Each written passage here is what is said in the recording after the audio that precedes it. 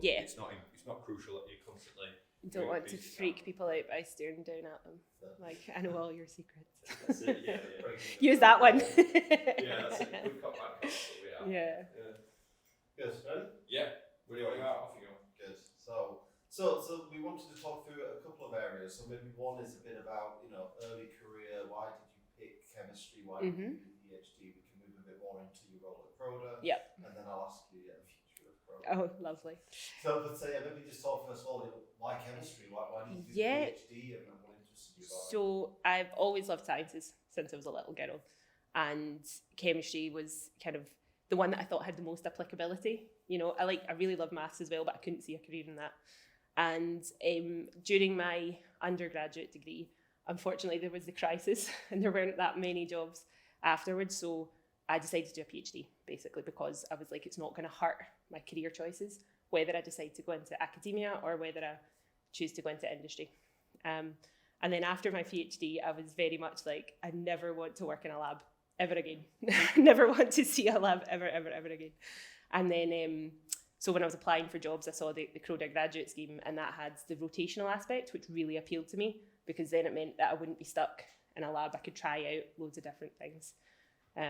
So do you want me to talk a bit about... Was it what you expected? Or yeah, so it was really interesting to try like the different office aspects. Being in the sales, which was where I started, showed you the kind of the end user application, that kind of thing, where you really get to see what drives the company. And then after that, I was in purchasing, which is at the other end of the scale. But that was at our site in France, which was just an incredible experience. Like, I really loved it over there. The people were just amazing. And then I came here to Ditton, and I was back in the lab, and I was like, oh yeah, actually, I love lab work, and that's what I'm doing now. Yeah. Mm-hmm. What is your role now then? So I work in the process innovation team as a research scientist. So the process innovation team, we look for novel technologies to bring into Croda to help our manufacturing sites improve their processes. So that's a global role. We help all the sites in Croda. So. And what are the big challenges then for you with that team? Sustainability is a big thing that we're really pushing for. Croda prides itself in its sustainability aspirations. So we've helped all the sites write our decarbonisation roadmaps. And it's really pushing the sites to engage in novel technologies that can help them achieve these goals. And what sort of novel technologies then? I don't know what I'm allowed to say. Yeah, we could cut that out. But yeah, so yeah. So a lot of it's, and I think this will kind of tie into biotech, I suppose, is using enzymes to make some of our products instead of going down the traditional chemical route. So a lot of our chemical processes are done at 200, 230, 250 degrees.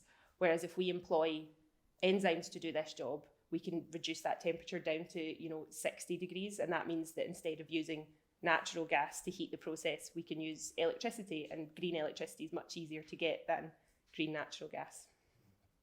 And talk to me then about how that's evolved over the last few years, and. So yeah, there was a push about 10 years ago from a customer side to have this kind of green or like low carbon footprint for their products.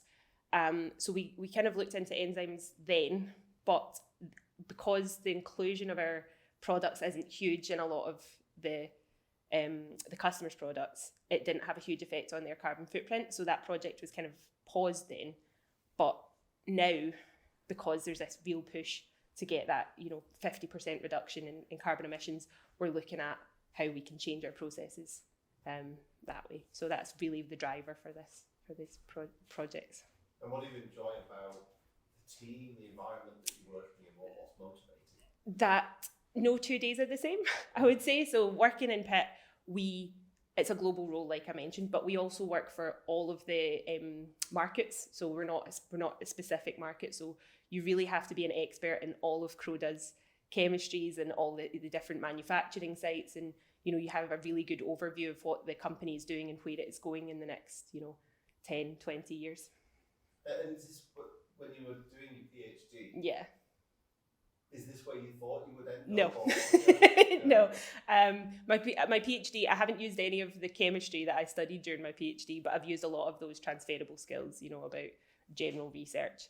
But no, I mean, when I finished my PhD, like I said, I didn't ever want to see a lab ever again, and now I'm back in the lab. So I think that's a lot to do with the team and the kind of the people at Croda. We're I don't know how to explain it, but we're just such a nice, friendly, encouraging bunch, and it's one of the things I love about working in Pitt.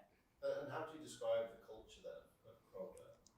What do you think as an organisation? How do you think it's established? Yeah, I think that they're very welcoming, and there's a real push for this work-life balance that I think you might not get in a lot of other companies. Like they want you to succeed, but they don't want you to run yourself into the ground doing so. And there's a lot of initiatives around well-being. I mean, I'm a mental health first aider as well as my role as a research scientist, and they're really putting a lot into the people that work here. And how are they doing that? So here we've got this well-being committee. So that's split up into a few different areas, and one of them is sports and social. So trying to where Croda will pay for a contribution towards social events. We also have. I head up the community involvement, I think it's called, community involvement committee, and that's about doing different charitable things using your 1% time. So that's the time that you're allowed out of your working days to go and help charitable causes in the local area, and that gives you a real sense of fulfillment when you're out helping people. Yeah. And what do you or maybe your role in Croda then? Why should somebody come and do your role or similar? Why should somebody work in Pitt? What's interesting about that? In Pitt, I think it's the bigger picture stuff. We have our outlines for how we want to see certain production going in the next 10 years, and we are really at the forefront of making sure that we have the best available technology. But I mean, I love Pitt because I love problem solving, and I think that's it. The sites come to us with a problem, and then we have to find a novel way to sort that problem. We'll go through the one we talked about before. Like, if you had to tell a new person why they should work at Croda, what is it that makes you stay or want to be part of that? Maybe try and get a little soundbite of that. Yeah. What makes me want to stay at Croda? If you someone like, I've seen Croda, I've never heard of them before, and there's a job that I like the look of, what would you say to them to go, yeah, brilliant, get yourself on board? I think I've said it before, but I think the people are what set Croda apart. The people that work at Croda are really passionate about what they do, and I think that's such a nice energy to be part of.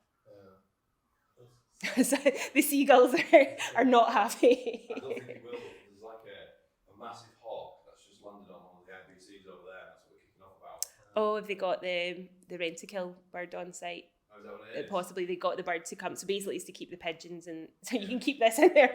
Every now and again, you get a hawk on site. Yeah. It's the bird control, so it gets for the pigeons and seagulls to stop them to kind of deter them. But I mean, they're just kicking off. It landed over. I mean, it's massive. It's like. Yeah, I mean, I think that's it. We've not had an email today to say that it's here, so it could just be a random hawk. Yeah. Some guy in overalls was like pointing at it. Oh, well then maybe it's not then. Yeah. If it's not the guy that's. No, you shouldn't pick it up because it's so close to you. Yeah. It's right near field, so okay. So people coming into the process innovation. Yes. Process innovation team, isn't it? Yes, Yeah. Pitt's process innovation. Where do they come from? They come from CDMO organisations. They come from big pharma. What sort of companies are they? So, I mean, at Pitt, we're a mixture of engineers and chemists. I would say that half of the team have come actually from the graduate scheme at some point or other. Okay. And the other people in the team have come from, well, one was from pharma. Actually, I think two of the chemists are from pharma. Someone else is from like a novel tech company based in the Northwest. And we've actually got quite good connections with their own company now. Yeah. But it's a real mixture, and I think it's just about, I mean, applying for Pitt, it's, if you've got that, what am I trying to say? the drive to solve problems, I think, is the big thing for PIT. And what's the interaction you've got, because you're working globally then? So Yes, how so do we you work. interact with operators? Yeah, so mostly it's operations. So we actually fall under the operations side of the business. We're not R&D, and we work looking at existing products generally and better ways to make those. Whereas R&D is all about novel products. Although certainly recently with a lot of the novel acquisitions, we're also helping with the production of novel products as well in pharma. I've totally forgotten your question. Is it pilot scale? Or Yeah, is it so we do production? everything from, so we start generally lab scale, and then we do pilot trials either on one of our production sites or with a third party, and we go to them with our products, and then after that we'll do the implementation at site. So it's the full transfer. And what's the biggest challenge then? I'll be honest, site buy-in. So the sites come to us with their problems and we present them with the solutions, and quite often they then go, oh, but we're going to have to spend money. Oh no. So that can be tough, is that, you know, we've got this amazing solution, but they sometimes don't want to spend the money, or they don't want to be the first site to invest in it. And then, because, you know, what if it goes wrong? And then as soon as one site is invested in it, generally other sites tend to pick up the technology. So what sort of personality do you think you need in it to do that? I think you have to be quite a good salesperson, quite good at, you know, also adapting presentations. I would say is my, like, the communication skills of, you know, I'm presenting this to a member of the board, so it needs to have these kind of snappy points, whereas I'm presenting this to someone who's in the technical team, so I need to kind of focus in the real detail. And so you're working then with site leadership teams? Yeah, so yep. So we tend to have these what we call pit rep at each site. So that tends to be someone in engineering who we kind of communicate closely with. But then once we get into a project, it'll be whoever is the most relevant team on that site. But we also have really close relationship with kind of senior management in Croda as well, because they want to know what the next big thing is going to be for the company. And what do you enjoy about working in that sort of global role across different regions? I just really enjoy getting to know different people and having that, you know, visibility of what's happening, you know, everywhere in Croda, well, within operations generally. But yeah, it's nice to, you know, at every site, you know someone. Yeah. Hopefully you won't need to put subtitles for my...